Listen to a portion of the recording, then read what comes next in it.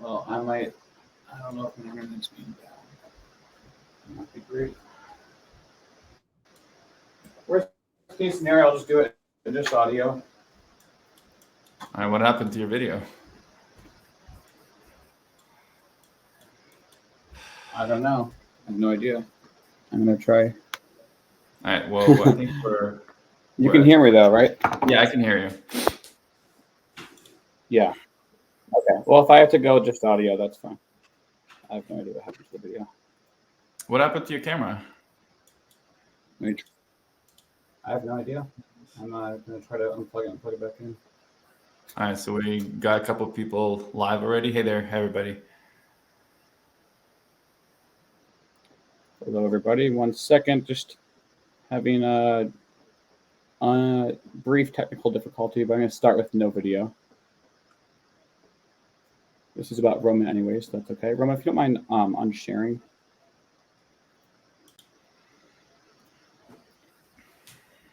Thank you.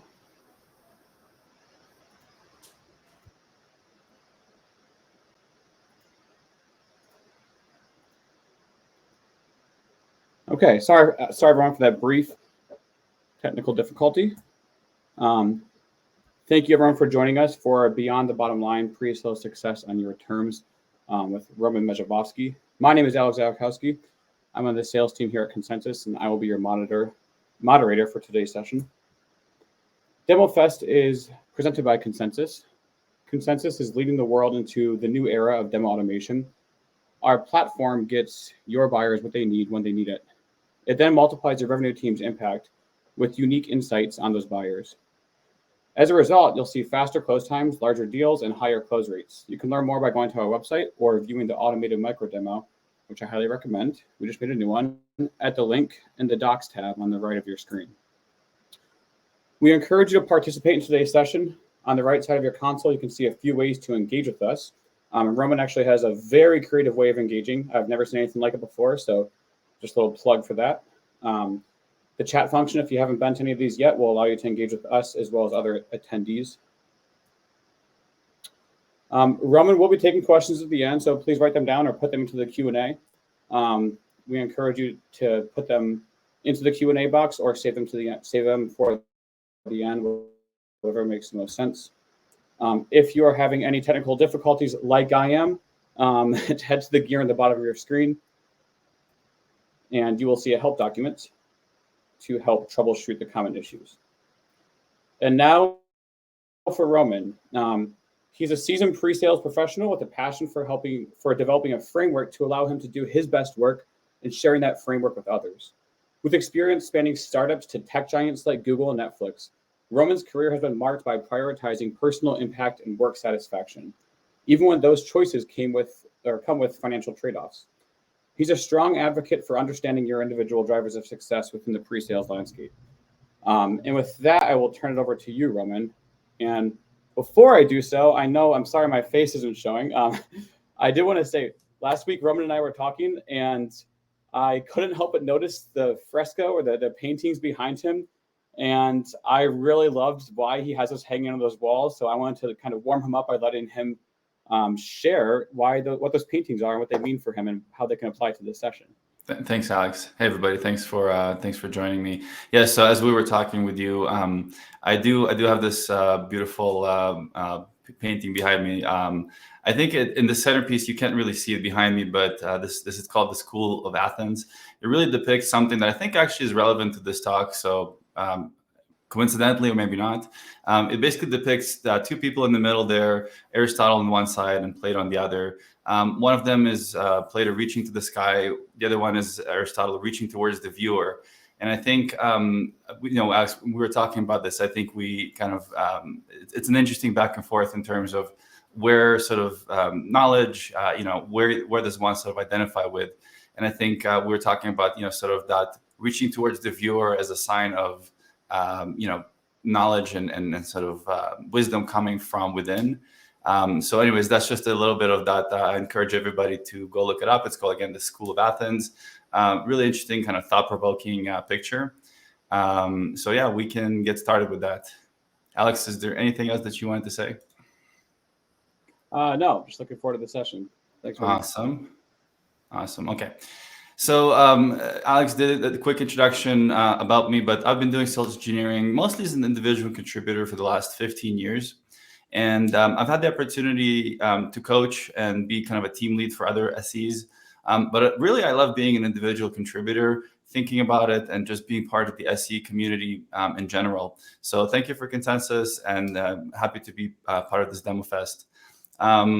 I really spanned, when I sat down to write kind of this little about me, I did start in smaller companies, and sort of as I figured out my career trajectory did sort of evolve into medium and then now large size company, the biggest one being here at Google Cloud more specifically. And I think the reason I brought that up, I thought it was interesting, again, the different challenges, the different opportunities, the different ways to reflect on those different company sizes and how the SE role is different, right? So we are all sales engineers or pre-sales sort of adjacent, but depending on the company or even working as a vendor, as a SaaS solution, what are you selling, what your company is selling, right? Or now selling cloud, very different hats you have to wear. The role is the same, right? Or the title is the same, but just different reflections on kind of depending on what the company does and the size. On a more personal note, I do have 2 kids, 2 cats. I live out here in beautiful Denver, Colorado. So, if you're ever in town skiing in the winter or whatnot in the summer, please do hit me up. We'll have some contact information later on LinkedIn. Love to grab a drink with you. Just say hi and chat. So that's a little bit about me. Why this talk, right? So this is sort of a funny little picture that I'll explain in a second, but I'm sure that a lot of you have had different career style conversations with different managers, different SE leaders over the years. It kind of ranges from, what do you want to be when you grow up type of questions, right? Where do you see yourself in 10 years? This picture specifically is more of a reflection of what one of our later SE leaders asked us to do recently. He's like, try to find a sort of a figure or somebody famous that you can map yourself onto. And so I created this picture as a little bit of a satire to kind of map myself onto Elon Musk, if it's not obvious from this picture. But those kinds of thought experiments never really resonated with me. And so I always sort of found it lacking in some regards. And the reason is throughout my career, I always felt very reactive and always sort of reacting to different situations, not really having any clear principles or any sort of structure to understand myself, understand what are my drivers, what am I doing, something was externally changing the market, some hot company was popping, right? Everybody was running towards it. And I was facing these questions like, should I join that trend? Or maybe the reverse, right? The economy is cooling, people are getting laid off. Should I try, leave pre-sales and do something else, right? So that's reactivity. And I think when I started thinking about that, I realized that a lot of it is not having that structure behind to understand really myself and what are my drivers. So in a nutshell, I think this talk really was born from that journey, that sort of personal growth journey, thinking about how do I not just react to different situations, but how do I actually have structure? And I sort of put this in this concept of the best you, right? The best me. I want to be the best me. Obviously, each one of you wants to be the best you that you can be. And there's kind of my pitches, there's sort of these 2 parts to it. One is prioritizing. The other one is real success. And in other words, prioritizing, what I kind of look at it as is expanding energy to look at alternatives, first of all, and then choosing and act on an alternative. That to me is sort of prioritization. And then the other thing is defining, right? What is real success? What is real? What is success? What are your, KPIs, if you will, right? What are my long-term KPIs? And actually understanding those. So I think those 2 are the ingredients that really kind of help you and help me in my sort of personal growth journey. So this talk is sort of focused on the how. My goal is to walk you through and encourage you really to develop your own framework. And I'm going to share my own framework that I've developed I think that having a framework is that systematic, thoughtful approach is really the only way to introspect and have a plan for a long-term success, right? If you don't do that, then you're reactive. You're not knowing yourself. You're not proactive about it. Okay. So why a framework? I just said we need a framework, right? I want to go through a quick exercise. Alex, if you maybe help me put this link in the chat, but I do want you to engage with this, please. I think hopefully it'll make the point that I'm trying to make. Alex, yeah, if you can maybe drop this link in the chat for everybody, it'll help. Maybe in the, I don't know if this is the session or the public, whatever the right place is for the chat. So if you see that link, please go to this link, everybody watching. And if you can, engage with it. So what you'll see when you go there is you'll be asked to draw something. You'll have a empty drawing pad. Please go ahead and draw a bicycle, which is what the thing that is there asking you to do. So we'll take the next, again, it doesn't have to be perfect. It doesn't have to be super fancy.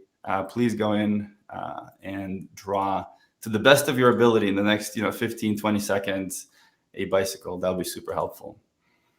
And hopefully it'll illustrate the point that I'm trying to make. So I see a couple of responses coming in. Okay, cool, awesome. Let's take another, 15 seconds or so while you guys do that.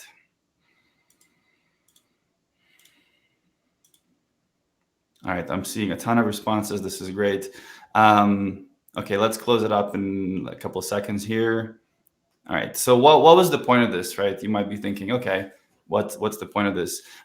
Think about what you thought when you were going through this. So I said draw a bicycle. Obviously, everybody saw a bicycle, probably been on a bicycle. Was it difficult? Do you think you got it? Hopefully you didn't cheat and look it up, right? So what was the point here? Let's take actually a look at some of your responses. This is some of the responses. Okay, beautiful arts. Probably not winning any awards, but I'm seeing some interesting stuff here. Okay, cool. So what's the point here, right? Let's take a look here. The point is that this experiment has been run. This is, it looks like, when I first saw this, that looks like something that a model, like an LLM would hallucinate when you asked it to generate a bicycle. These are not. These are actual, just like you drew sketches, right? People were asked to draw sketches of bicycle, and then an artist rendered them. And that's what they actually look like. None of them are correct, by the way. And you can go ahead and look up what a real bicycle looks like. Why is that the case, though? What is the point here? Even though everybody's been on a bicycle, you have a hard time because the way our brain works, it relies on abstractions, right? So a bicycle is an abstraction. It holds a lot of information in a single mental unit we call bicycle. The trade-off is that we forget some of the specifics behind the abstraction, right, to kind of lower that cognitive load, if you will.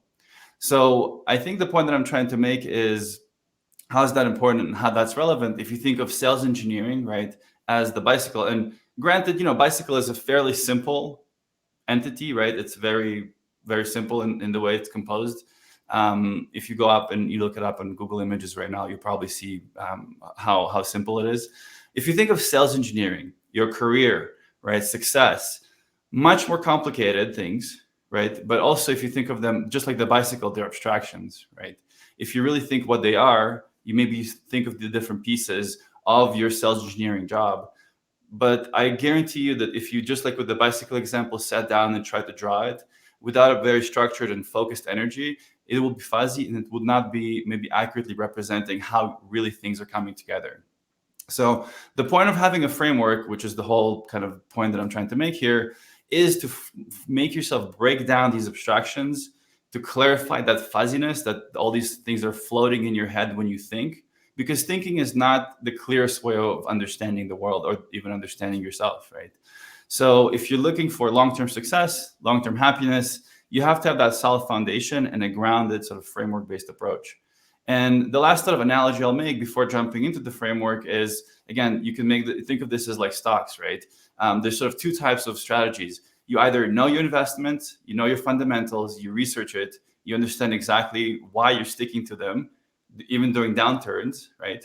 Or you can gamble, really, right? You can jump on the latest fad. Something's crashing, you exit it. Something is hot, you're joining it, right? And hopefully that makes sense in terms of the analogy here with the career, right? Your career, again, you need to understand the fundamentals of your career and why you're sticking to them, and stick to them throughout the good times and the bad times, and evaluate constantly, just like you would with stocks. That way you're not swayed by or rocked by the latest fad or the industry kind of situation, the next hot thing. So hopefully this is convincing enough that it's important to clarify our thinking and understand the fundamentals to avoid being reactive and switch into more of a proactive approach. Okay, so what is the specifics here? These are the 5 things that I do, and the way that I think about it. It might not exactly map to you, so keep that in mind, and your situations can be different. The idea here, again, is to have a framework. This is what I use.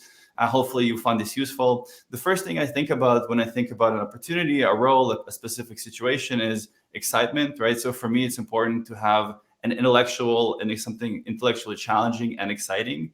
I want it to have an emotional impact that aligns with my personal passions. So for me personally, like I've been doing a lot of work in media and entertainment, and also, not surprisingly, I love music. I love music production just as a hobby in general. So everything I do in work I work with a lot of media related customers. It feels like there's a great sort of personal passion and alignment. Even the most boring day in the office, so to speak, it still feels like I'm working on something that is interesting and at least not as boring if it was something that was completely, unrelated or unexciting to me, right? So that's one way where you're genuinely curious about it, to not make yourself plateau, is to have that alignment. So that's one thing to look at, is excitement. The other thing is, the second thing I look at is impact. So impact is an interesting one because, again, people kind of use and abuse that term a lot. The way I look at impact is sort of thinking about it, the scale of your contribution, right? Will your work impact individual customers, the entire industry, create something new, right? Are you solving a significant problem? What is it that you want your scale of contribution to be? And remember, there's no right answer here. The example that I use here is the example of a doctor, a physician, right? So a physician, a doctor, right, sees one patient at a time. They're dealing with each, that's their customer. They're dealing with one patient at a time, and they're looking at their specific thing, and they're solving their specific problem. One patient, one customer at a time. Another kind of doctor, right, is somebody who's doing research, right? They're out there solving maybe a different scope of a problem, right? They're not necessarily dealing with individuals, maybe in studies or groups of cohorts, right? Both are doctors, you can say, right? But they have different scale of impact and contribution. And you can ask sort of this absurd question, like, which one is better? Well, is it better to be a researcher or be a physician? Well, I mean, there's no right answer, because you need both. You need somebody to look after and deal with individual customers, patients, right? You also want people doing research and pushing kind of the industry forward. So similar role, right? Similar sort of title, if you will, different scale of contribution. Which one is right for you? That is a question that you want to ask yourself. Is it customer to customer, whole industry, right? You want to fix things that are broken. You like creating new things. Just something to think about, again, when you're evaluating different opportunities. The other thing I think about is opportunities for collaboration. And collaboration, to me personally, is important. I like being part of an awesome team where I'm constantly kind of challenged by others. There's that back and forth. But that's not the dynamic, that's the only dynamic, just like with the doctor example, right? There's plenty of sales engineers or specific kinds of pods where you're working very independently, right? Maybe an example is somebody who's coding, and hopefully I'm not offending anybody, but coding is, as a software developer, you're maybe more siloed than a salesperson, right? And I was just talking to one of my sales counterparts, and she said to me, "Hey, I actually feel energized like talking to people. I feel like my batteries get recharged when I'm out there, like interacting with people, talking to people, right?" That's not necessarily the same for everybody, just how they're wired or how they want to be. So in terms of collaboration, being in front of people, participating, kind of bouncing ideas off of a group, What kind of group setting do you want? Do you want to be more siloed? That's not a bad thing, right? I mean, again, maybe you do your very focused work, a lot of thinking, and just that's your best work. So how much autonomy do you want? Do you want to be part of a rockstar team, but they also will challenge and push you and change everything? Or do you want to be more sort of a really kind of an individual contributor by themselves? There's obviously a spectrum, but something to consider for yourself. The other thing is the fourth thing is growth. So I look at growth as just something that's super essential to me personally to kind of fuel my mental, my emotional, my intellectual sort of spirit. And so what is growth? I look at it as sort of opportunities for technical, managerial, just anything that really makes you kind of have more skills, if you will, right? More insights, more contributions, more market value, whatever you want to call that. And I think one thing that's really underrated is on-the-job learning. So when you're looking at an opportunity, some people go and they're really good at like taking courses or doing degrees on the side or whatever certifications. But I think there's something that's kind of underrated is on-the-job learning. And especially for us, for sales engineers, right? I think when you're interacting with customers, you're getting that real feedback about how they're using technologies, how they're using your products, what challenges they're running into. There's a lot of that real world experience about technology, how systems engineering, architecture, things that are just not it's very difficult to obtain those academically. And so I think, again, on-the-job learning is something that I personally look at a lot as a value. But again, there's other things that you can look at for you. But all of them, I think, fall in this bucket of growth. Okay, and so the last one is compensation. Last but not least, as it were. Obviously, compensation is part of the 5, but it's last for a reason. I think to me, it sort of almost underlies the other 4 points we talked about. So I'm not, this sort of funny image here of pay me. It's obvious, right? You're doing a good job. You want people to pay you. The question that I'm more concerned about is how do you look at compensation as it relates to the other 4 points? And I think of them as sort of knobs, right? So you have compensation knob, you have these other 4 knobs, and you can dial them into different combinations, right? You can increase compensation, but maybe that has an effect on the other 4 knobs, right? So it sort of underlines those 4. A bigger paycheck, it won't fix your burnout, right? A bigger paycheck might have strings attached to it that might compromise any of the other 4 things that are important to you. It might seem right in the moment, but wrong in the long term. And, again, I can attest to that from a personal perspective. I was at a company, very unhappy, very good pay, but I was just miserable day to day. I had to leave and take a 30% pay cut, but for the next 4 years, that was like the best. Every day I was excited to go to work. It was the best 4 years ever, right? So that's an example of dialing down compensation, but then having other levers that you can justify to yourself why that makes sense. Another example you can think of is just more generally like a teacher, right? Somebody who's, I don't think teachers are necessarily motivated by compensation, right? I don't think that having doesn't equate always to having a more fulfilling career. Teachers love teaching; they love interacting with young minds, right, and filling them with knowledge and passion. Is it the highest paid profession? Probably not, right? But people still gravitate towards because that's what they want to do. So again, that's just an example of dialing compensation to the right level. And again, Alex, we talked about this, right? This is not static. It's not something that's set in stone for you. That's part of the framework, is thinking like, okay, contextually, where am I in my life? What stage am I in? Okay, did I just have kids? I need that stability. Okay, great. But what am I going to do once the kids are older?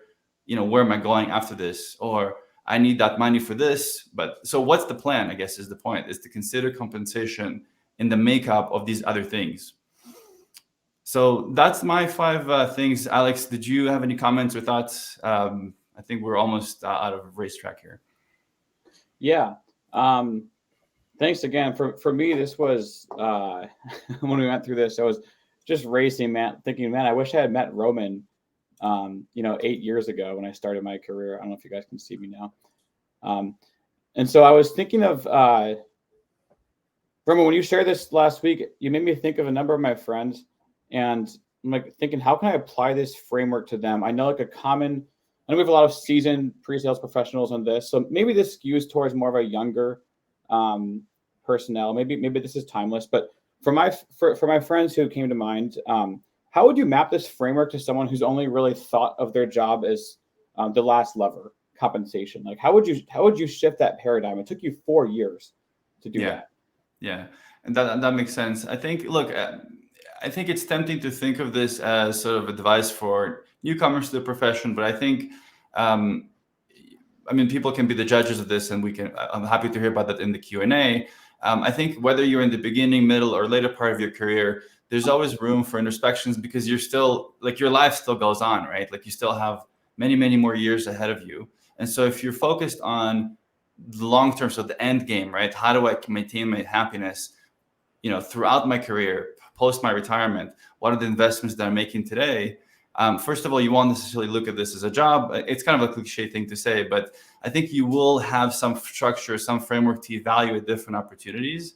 It might not be the same framework that I have, but I think taking that step back and having that meta conversation of why I need a framework, that's one of my main points, right? You're in charge, right? But you have to sit down. It's not automatic. You're not going to discover sort of, as Plato would say, truth would not come from above, right? Which is that reference to that piece of art. You have to do the work, right? And I think that's just to kind of, I think, wrap it up. I have this really interesting quote here. I don't know if people know or can guess who this quote is from, but I think it really summarizes the essence of the talk, right? You're on your own, right? You know what you know, and you are the one who'll decide where to go. For those who don't know it, or maybe it's not obvious, this is a Dr. Seuss quote. I just happened to come across it. Just a quick story about it. There's actually a bunch of, I never read this book before as a kid. There's a bunch of articles on my feed like a couple of years ago about like these random Dr. Seuss books being banned. And I was like, oh, like, what's this? I have to get me one of these like banned books, right? I get this book. This book is called The Places You'll Go. I started reading it with my daughter. I think a lot of it was over her head at the time because she was like 2.5, 3. I came across this quote and I was like, oh, this really captures sort of the essence of what I've been trying to kind of tell in these presentations. So hopefully it resonates with you as well and you enjoyed it. Alex, thank you so much. And I think this is the end. I'm happy to take any questions. Yeah, thanks a lot, Roman. I think we'll just give it a second to see if any questions pile in.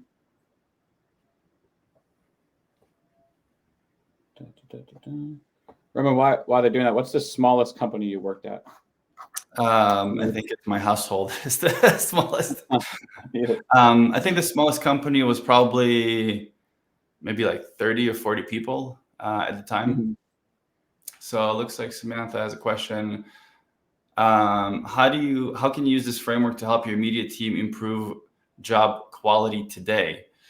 So that's a good question. And Samantha, thank you for that. So I think this framework is really focused on yourself, right?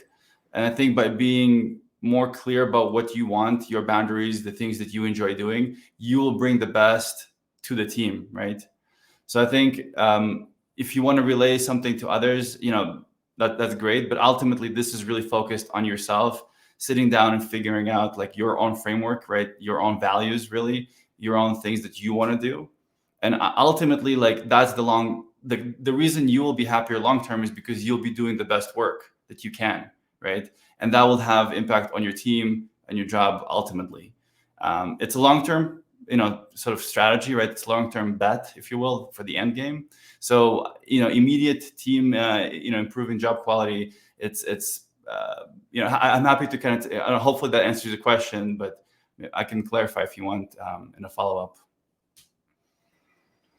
Looks like there's thanks, Ron. Looks like there's another one from Sicily. Yeah. What were can you say that? Yeah, what were the differences in the SC role working at small, medium, and large size companies?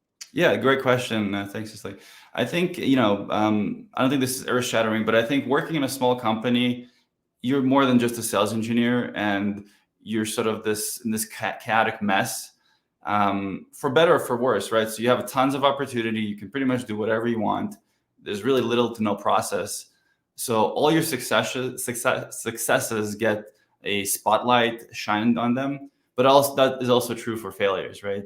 So when you fail, when the company fails, everybody sees that it was you, right? You're like very hands-on in terms of anything that you touch. I remember we had like, and just access to production systems and just things that are just like, now that I'm thinking back on it, I'm like, this is completely crazy, right? Customer data, so just like a bunch of different things from that small company kind of vibe. A lot of good opportunities to learn. I think the larger companies have more structure, but they also have, bigger teams. You have less maybe opportunities to spotlight your individual contributions. If you're working on a big deal, there's 20, 30, 40 people. What is Cecily's specific contribution? What is Alex's specific contribution? Would the deal move forward with or without you, right? If you just checked out, right? So those are some of the things that kind of we wrestle with, I think, as individuals. How important are we to this deal? Like, are we doing something interesting, right? I think that's my lens of looking at them. I think the org size is like one dimension. It's also the company, the product that you're selling, right? Are you selling a SaaS? Are you selling a cloud, right? So there's different approaches there that kind of have more nuance. That's a really great answer. Thanks. I really like the question of would this deal close with or without me? That's. I mean, it's probably involves a lot of guesswork. It's hard to know, but I think you probably have a general sense. So David, go ahead. Sorry. And I think, and again, the smaller the team, right? You are the deal, right? There's nobody else. You're the finance guy. You're the sales ops guy, right? You're the, you're putting the deal together. And if you're troubleshooting deployments, right? So that's like your life as a person in a small company. Again, in a larger setting, right? There's just much more rigor, much more structure, and some of it's good, right? Like regulation wise, in terms of separation of customer data, access to different things, right? The process. So not all of it is bad necessarily, because a lot of it is helping you, stay protected in a sense. But that's at least one way of looking at the difference. Awesome. Okay, looks like there's another question from David. Yeah. I'll read it out for the audience. What type of impact in general do you talk about with your team at Google Cloud? Is it different for each team member? Yeah, thanks, David. I think without going into too many details, but I think specifically for us, cloud, Google Cloud specifically has changed quite a bit. I think I started there in 2019. At that time, it actually felt a little bit more of like a smaller startup, which is really crazy, because our first sales kickoff, it was like, literally a couple of hundred people. And then the last sales kickoff this year, it was like tens of thousands of people. So they literally hired like, I don't know, 10,000 people basically over a couple of years, which is absolutely crazy. So imagine kind of that in the context of Cecily's previous question. But I think impact used to be defined as deals, right? So getting deals, bookings, etc.